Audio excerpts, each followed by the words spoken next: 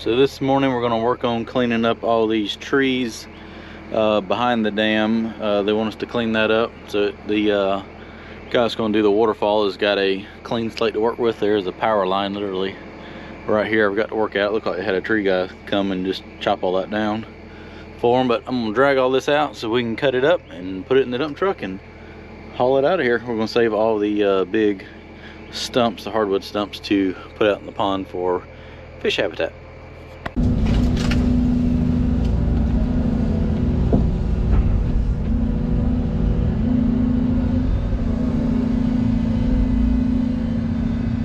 Not a whole lot of room there.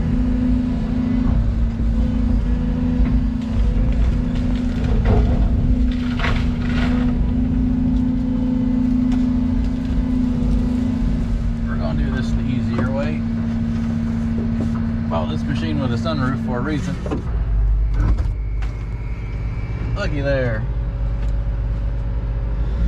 I can see. I normally keep that closed. I hate the sun shining on my face. That's why I like window tint.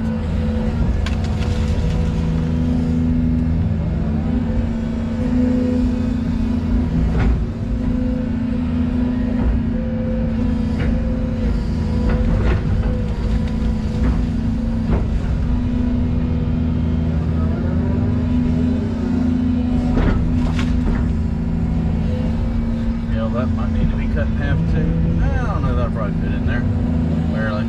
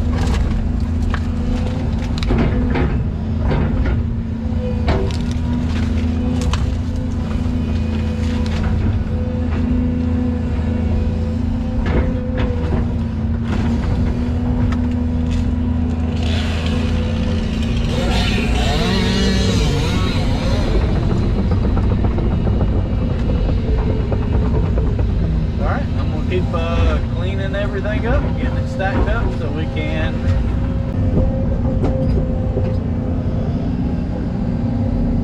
put some brush in there. I'm going to top it off with logs. Call it a load.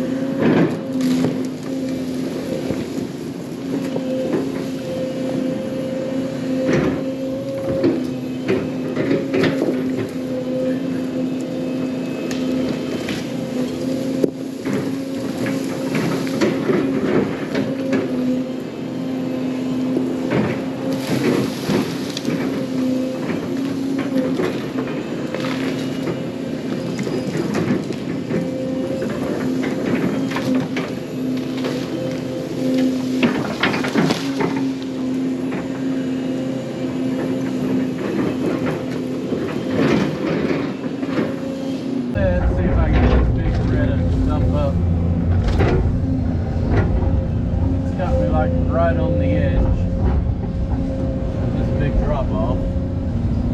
Slightly concerning.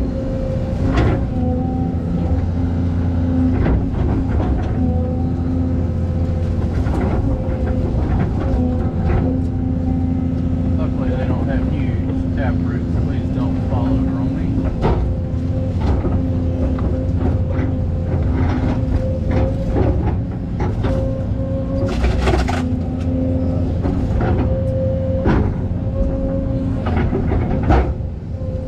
Come on.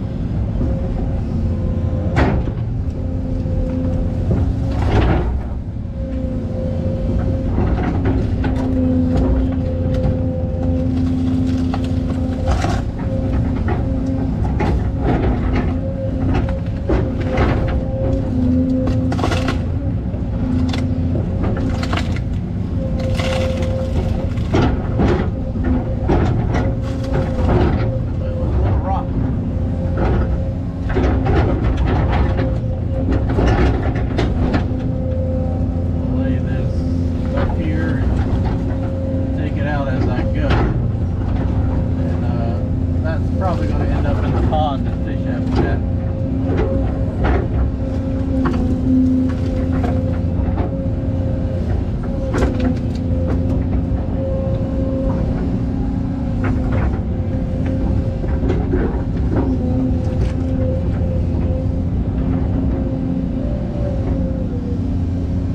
I don't know if they want me to get this tree out or not. I'm going to grab what I can of it.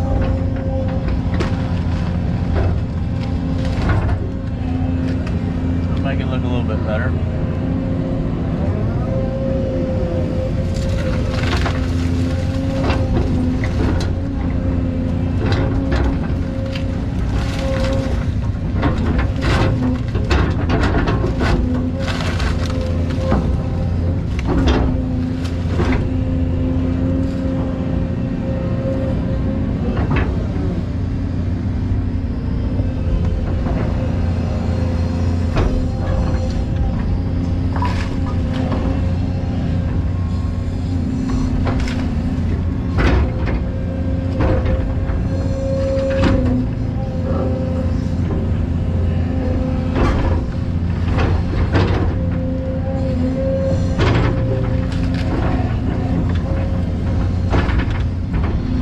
Great.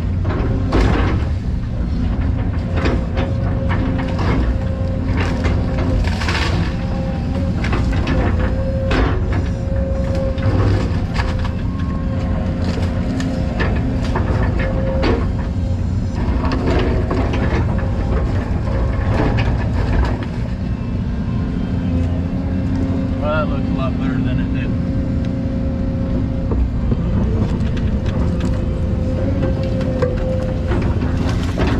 Alright, let me get all this rigged up and he should be back to get another load soon. So a lot of people have asked me what the difference is between the 250 and the 220. And the difference is around 10,000 pounds. 250 weighs about 10,000 pounds more. But it's also set up a little different. As you can tell, the bucket is about 1 yard bigger than the 220. So obviously there's a 5-gallon bucket beside it. It gets a pretty good scoop. That one's got a 54-inch high capacity bucket on it. We didn't go with a 60 just because we do so much clearing and didn't want a super wide bucket for digging up stumps. It just creates a humongous hole. 250 has 36-inch pads, 220 has 32-inch pads, and this one's got a 48-inch digging bucket, and the thumb's about 6 inches wider on the 250. So I just threw some water on there, that's why that's dripping out, washing everything off. But pretty much this bucket's around, I would say, close to 2 yards heaped, and then this one's probably close to 3 yards heaped up. But other than that, it's a little bit wider. Tracks are let's see, 8 inches wider, so it's about an 8-inch wider machine. And the counterweight stands about 12 inches taller than the 220.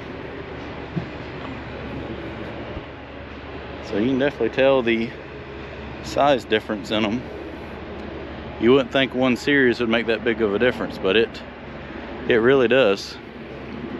This 250 is pretty much identical to a 300, I think.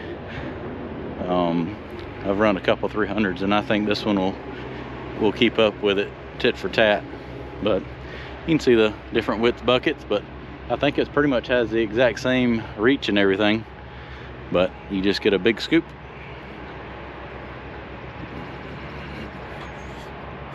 It's out of the old haul road.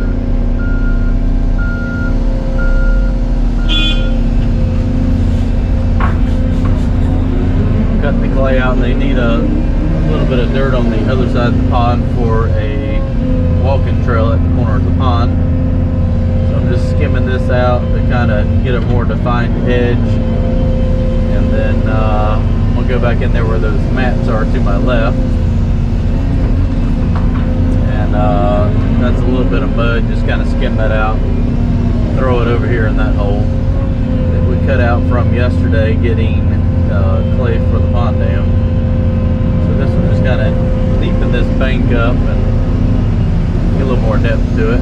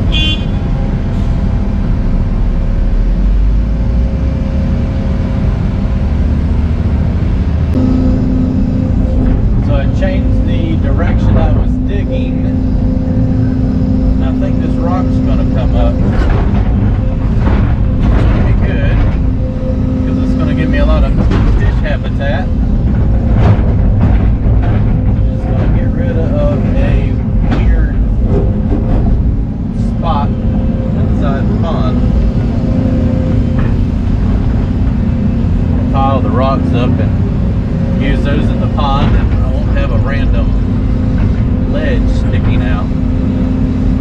It's gonna work out pretty good.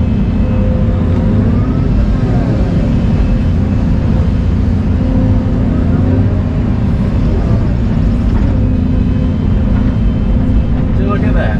It's weird how just changing directions of the way you're digging can do that. Literally, I was scratching all over and couldn't budge it. And then I go and just hit it at a 45-degree angle, and it digs right out.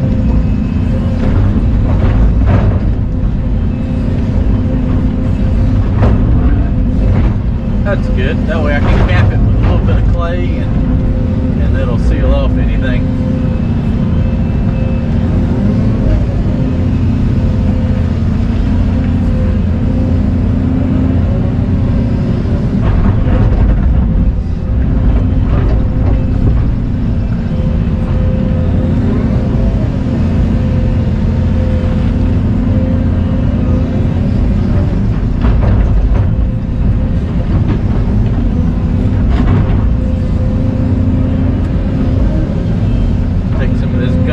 Clay, dump over top of it.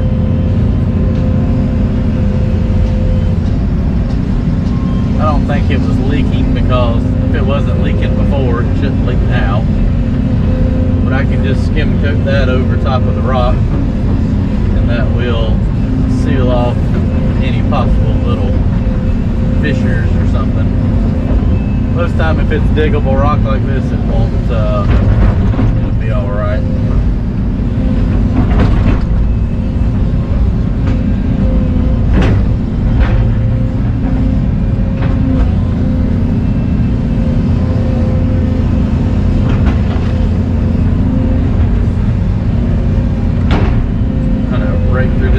well and get majority of the dirt out,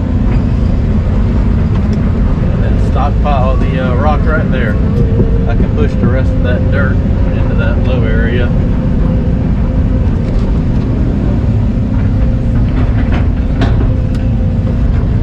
It's a very brittle rock, as you can see. It's just hard enough where it doesn't dig very easily.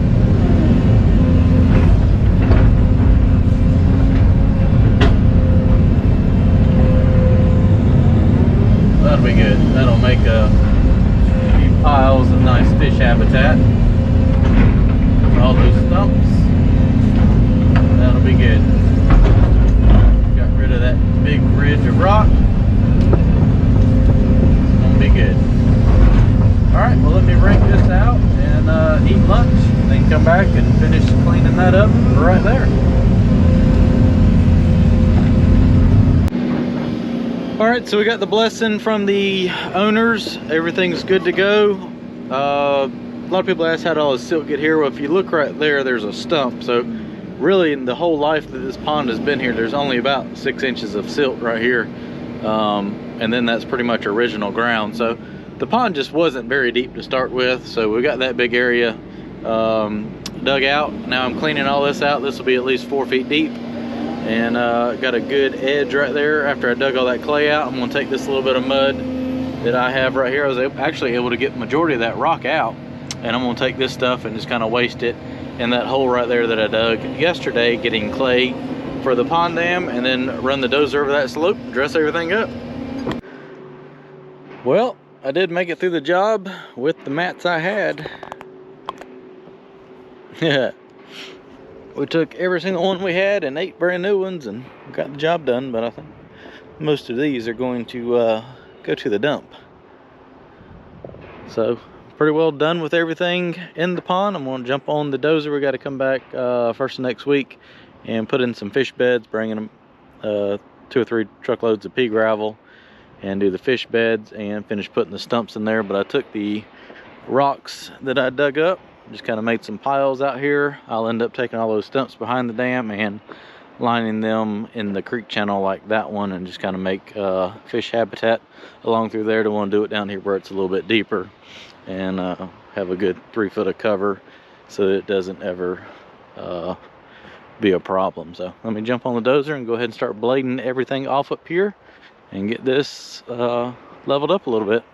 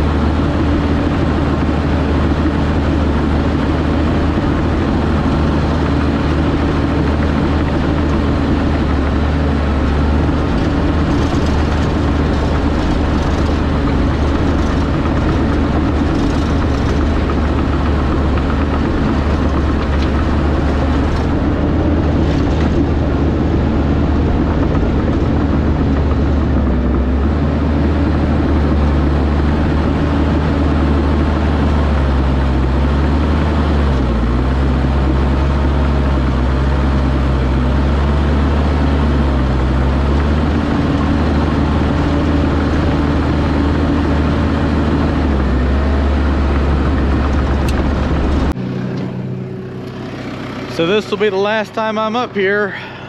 We have officially hauled every load of mud that's gonna come up here, or any load of mud that's gonna come out of the pond is done. I just wanna walk up here and show you how much we have taken out. I know being down there in the pond, you kind of lose track, but there's quite the mountain of mud up here. It's drying out nicely. Well, there's the dozer, and for comparison, all this is probably 7 feet deep where I'm standing. That's about 12 feet, and that's probably 4 to 5. That's that channel we dug out the other day and stacked up. So what's going to happen is, once all this dries out, that pile of dirt's going back into that stormwater pond. This county required them to dig a stormwater pond to catch the runoff from this, so it is what it is. They can fill that back in. There's going to be some sort of building built right there, barn or house, I don't know.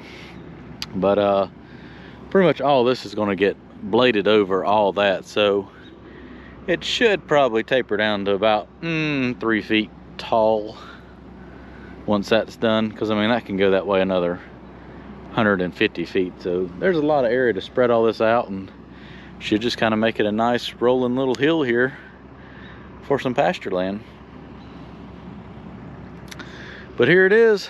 This is around 6,200 yards of mud, because we ended up moving 500 yards of clay on site down there at the dam. So a lot of truckloads, but it's up here. I loaded every scoop of it too, and moved all that about 8 times, it feels like. All right, let's get back in the dozer and get done. There we have it, all done. Got some rock piles and stump piles out there. We're gonna put some more on that side. Got that shoreline all graded out. That rock up there removed. Everything leveled up. Got our clay stockpiled here, and the little corner of the dam filled in, tracked in. So all that's left to do is dig up some concrete from that old spillway and add some more along that edge for some fish habitat, and that's pretty much a wrap for this project. That's all the mats we had left.